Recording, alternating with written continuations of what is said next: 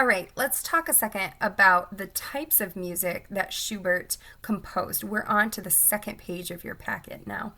He wrote music for the orchestra. Interestingly, he did not write concertos. This is like the first one that has not written concertos in a long string of composers that we have discussed. He did, however, write chamber music, music for keyboard, opera. Here's one that composed for the theater. Now, he didn't compose for film because that wasn't a thing yet. And he also composed choral music and vocal solos, many of which are even sung by our high schoolers here. I had a number of high schoolers sing Schubert pieces for solo and ensemble this year, and they did really successfully at it. It's beautiful music. Anyway, here are some factoids about Schubert. He was a great friend of Beethoven. In fact, the two composers are buried next to each other. I find that really interesting because remember in our study of Beethoven that he was a super difficult guy. Like, he was not a very nice guy, and yet they got along, and misery loves company, I suppose.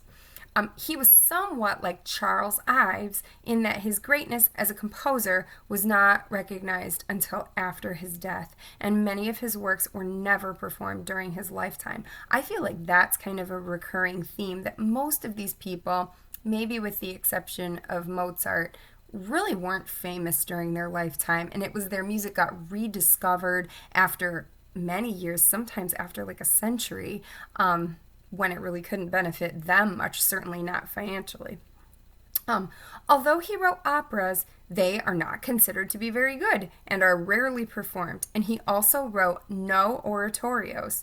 And this is surprising because his vocal solos are considered some of the finest ever written, and I will concur. They are absolutely beautiful, and they're fun to sing.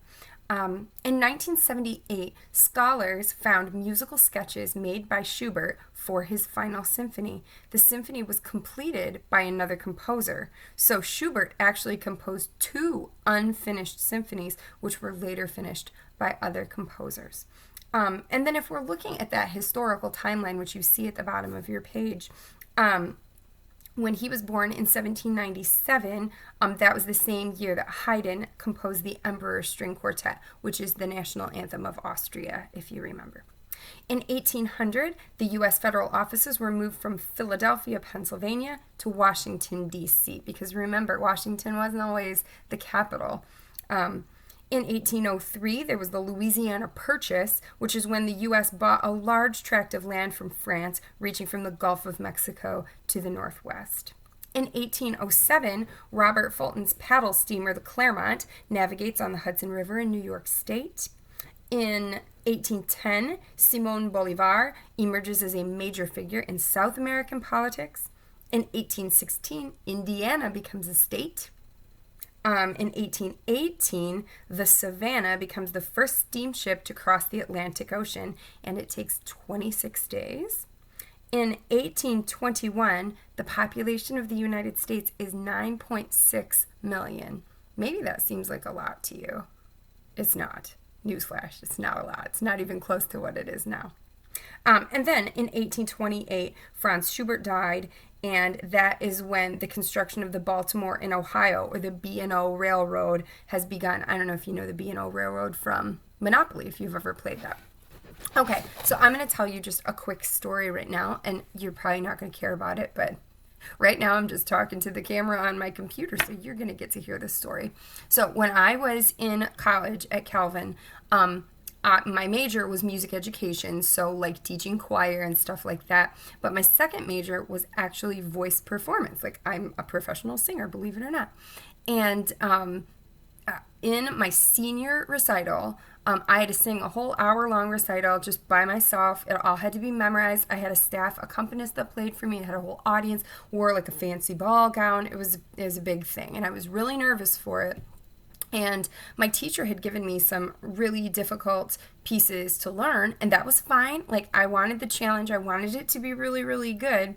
And so one of the pieces he gave me, actually more than one of them, but the one really hard one was by Schubert.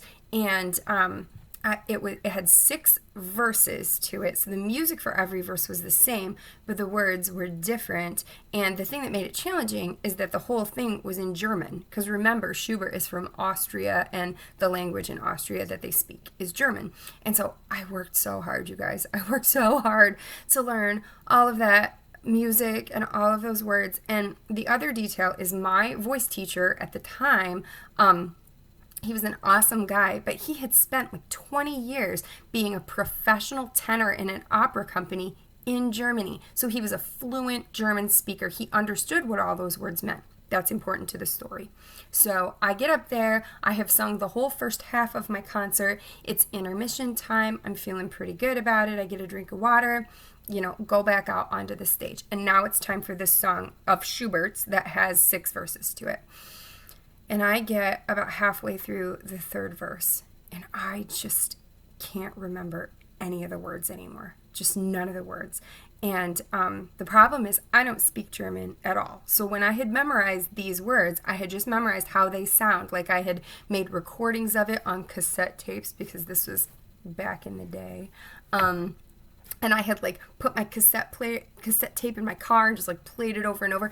I had a Walkman, like a Walkman, and I would go running, and I would run and I would listen to the words over and over and over again. But it didn't even matter. I got to the 3rd verse and I couldn't remember what they were. So I just started making stuff up. I just started making up words in German.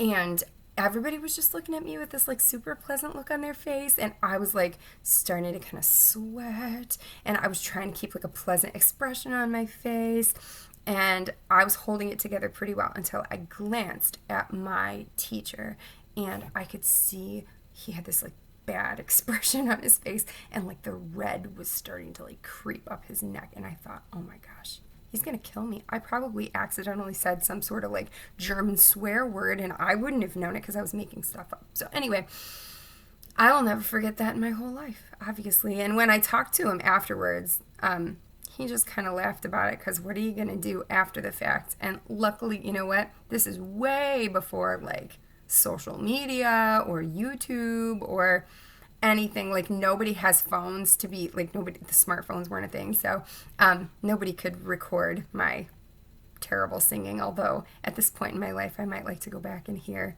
how badly I messed it up. So there's my story about singing Schubert. Next we are going to talk a little bit about Schubert's Unfinished Symphony.